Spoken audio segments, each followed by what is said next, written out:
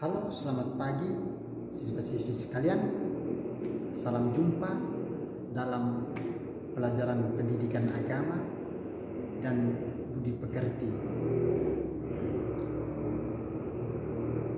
Pada kesempatan ini kita akan melihat tentang hak asasi manusia.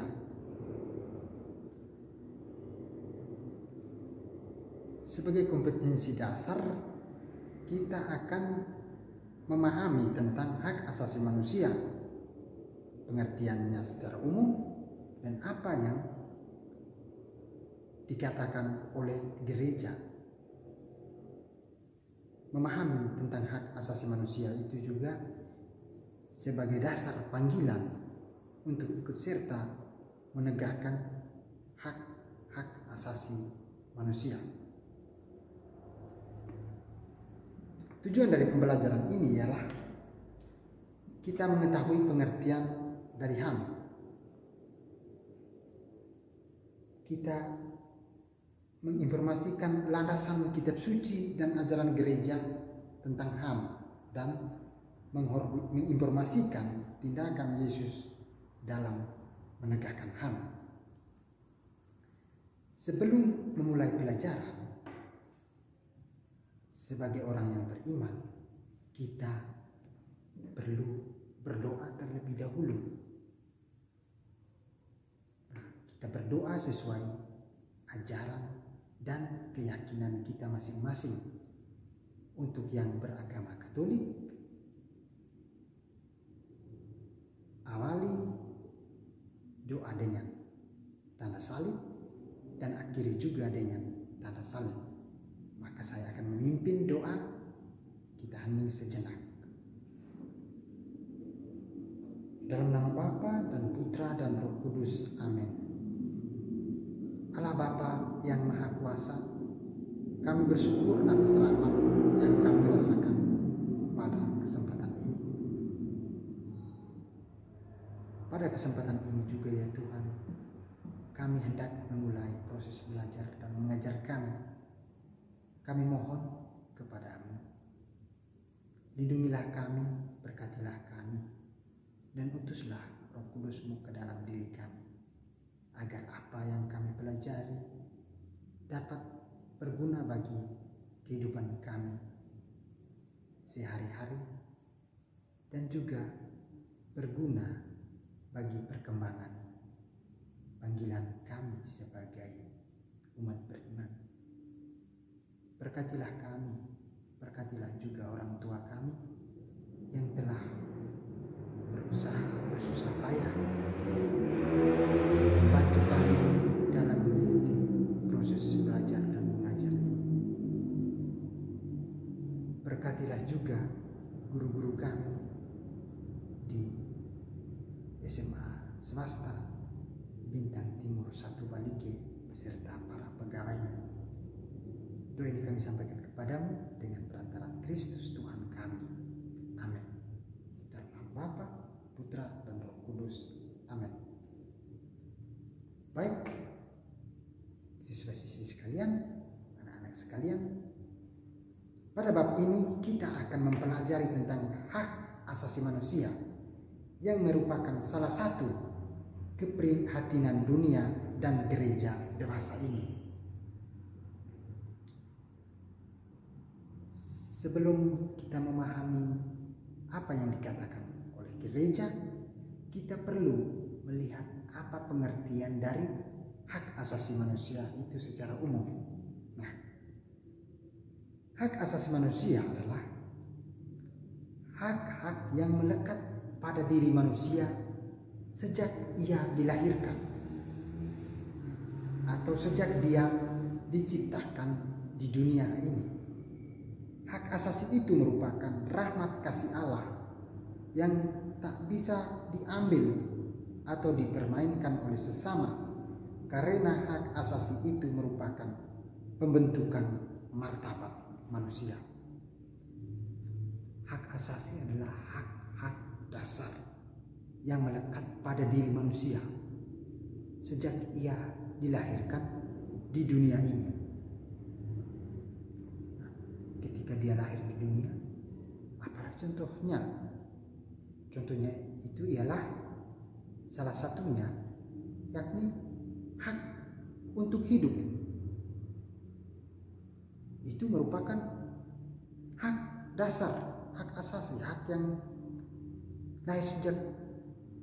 yang ada sejak dia dilahirkan di dunia ini, ya hak untuk hidup.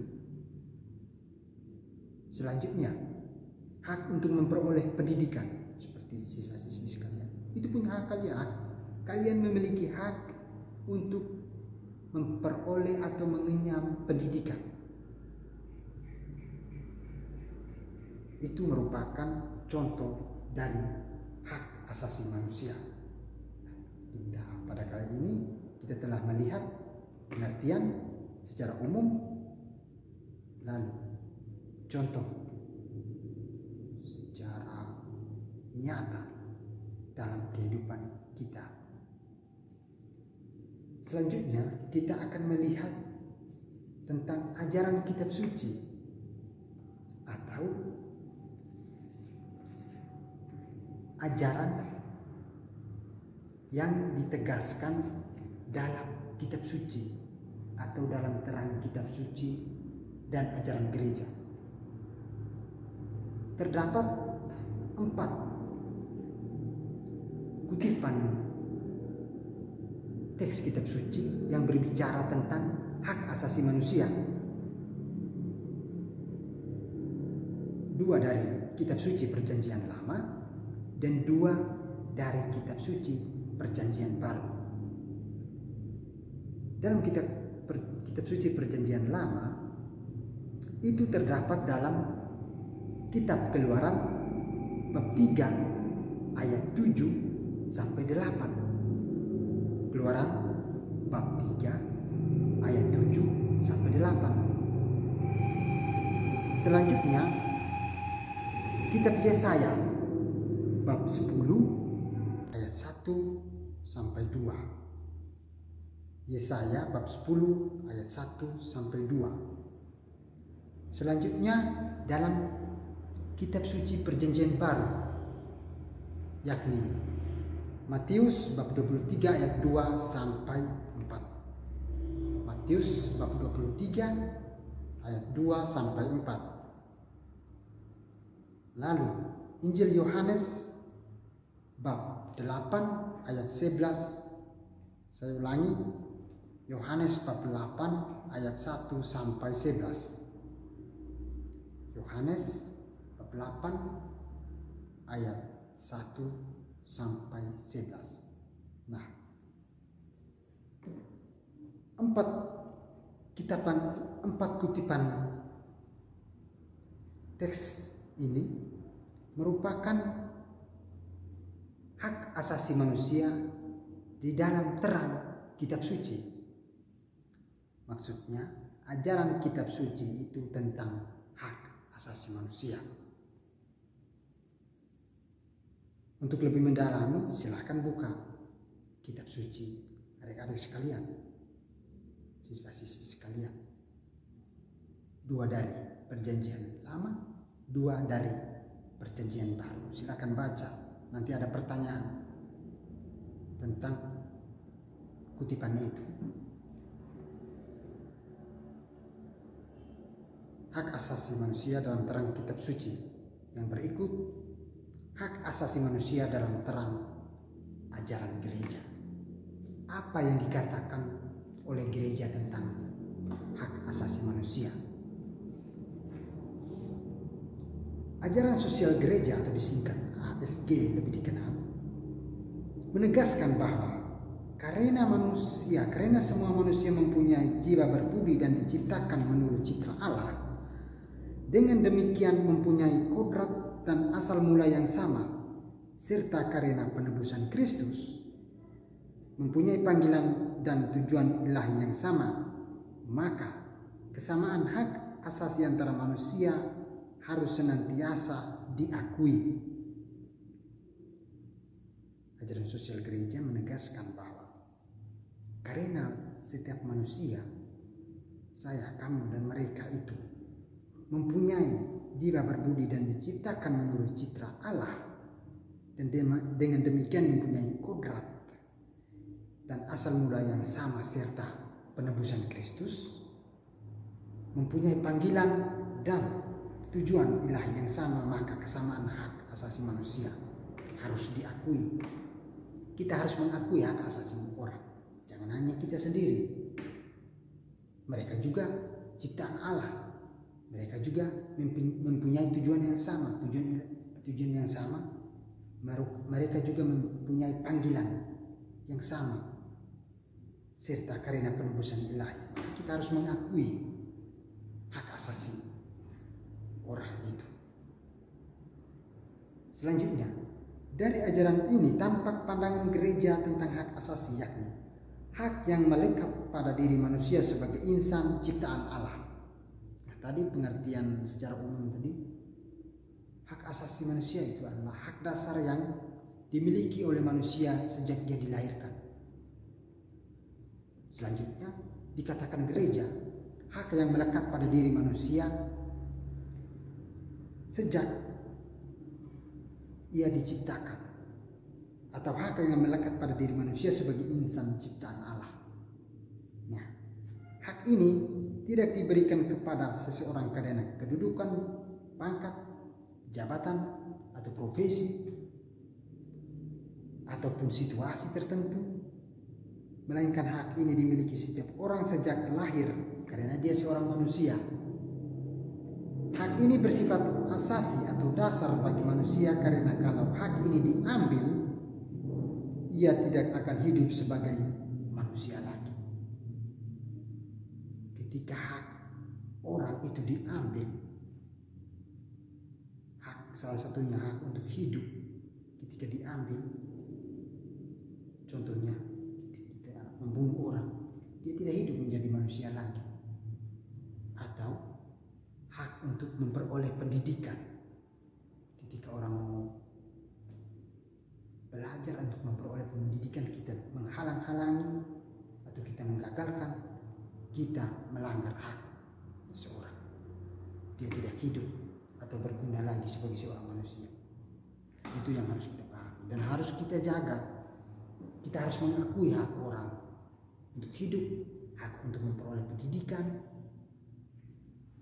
Selanjutnya, oleh karena itu, hak asasi manusia merupakan tolok ukur dan pedoman yang tidak dapat diganggu gugat dan harus ditempatkan di atas segala aturan hukum. Itu sebagai pedoman, sebagai tolak ukur dan pedoman yang tidak dapat diganggu gugat dan harus ditempatkan di atas aturan hukum. Hak itu lebih tinggi dari hukum. Gereja juga mendesak agar segera diatasi atau segera dihapuskan yakni tindakan diskriminasi atau pembedaan atau perbedaan warna kulit, status, golongan, kedudukan, status sosial, budaya, ekonomi, entah yang didasarkan karena jenis kelamin, warna kulit, suku, ataupun agama. Karena itu berlawanan dengan maksud dan kehendak Allah. Dia berlawanan dengan maksud dari Allah. Itu terdapat dalam Gaudium et Spes artikel 29. Gereja menegaskan ini atau menekankan ini, serta gereja juga mendesak agar segera diatasi atau dihapuskan tindakan-tindakan diskriminasi. Kita terkadang membuat perbedaan, kan, dia ini suku ini, dia warna kulitnya ini, dia ini putih, dia ini hitam, dia pun bahasanya ini, saya jangan berteman, dia ini bukan ini, dia ini bukan, hanya saya sendiri semua. Padahal dia juga manusia, dia diciptakan seturut citra Allah. Kita harus pahami, kita berpikir bahwa dia juga manusia, kita jangan boleh membeda-bedakan. Dan kita juga, artinya kita harus melebur dengan orang. Kita beradaptasi, itu yang terpenting dari apa yang dikatakan di sini. Makanya gereja itu menolak tegas. Dikeluarkan lagi dokumen itu tadi, di Gaudium et Spes. Yang pertama, ajaran sosial gereja itu mengeluarkan dokumen Gaudium et Spes artikel 29. Nah, itulah agar segera mendesak jangan ada diskriminasi di antara kita. Dan itu. Sebagai rangkuman, kita akan melihat sebagai seorang beriman Kristiani dalam usaha memperjuangkan hak asasi manusia, kita berpedoman pada sikap dan perbuatan serta atau perilaku Yesus Kristus sebagai Sang Penyelamat hak asasi manusia. Kita dinamakan sebagai orang beriman Kristiani. Kita harus berpedoman kepada Yesus. Dia Sang Penyelamat hak asasi manusia.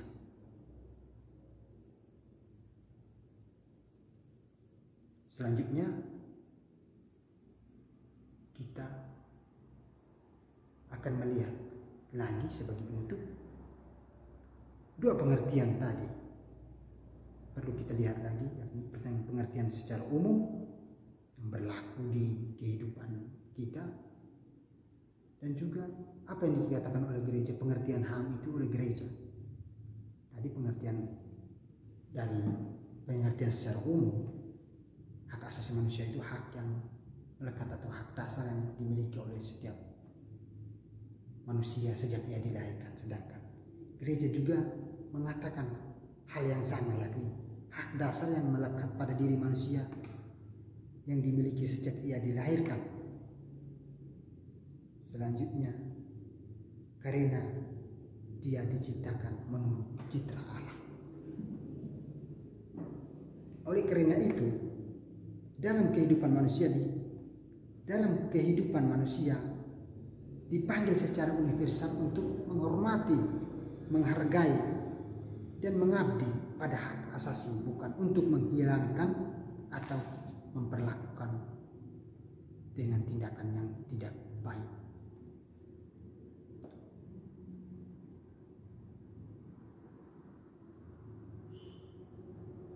Demikian pelajaran kita kali ini, dan materi untuk bab ini cukup singkat, yakni kita hanya melihat tentang pengertian HAM itu, dua contoh konkret tadi.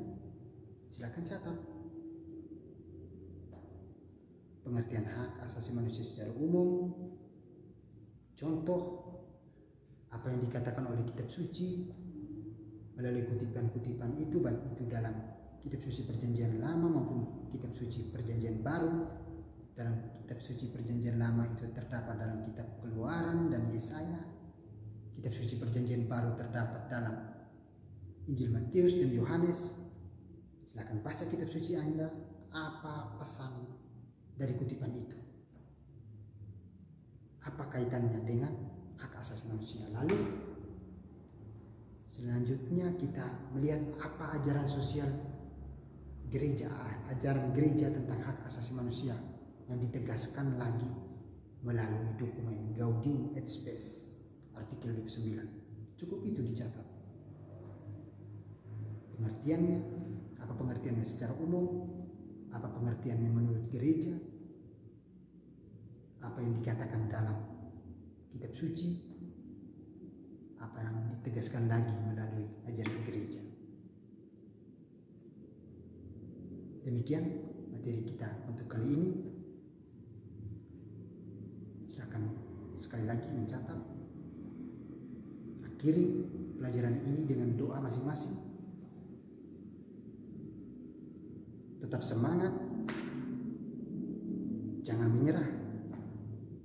Kita harus menerima kenyataan ini, situasi yang seperti ini.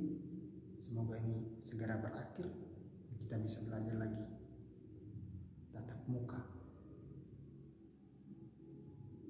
Segala sesuatu ada waktunya dan ada masanya. COVID mungkin akan berakhir. Kita tetap berdoa dan semangat dalam menjalani, jangan mudah menyerah. Tetaplah pakai masker. Saya masker tadi, tetap jaga jarak, tetap cuci tangan, pakai hand sanitizer,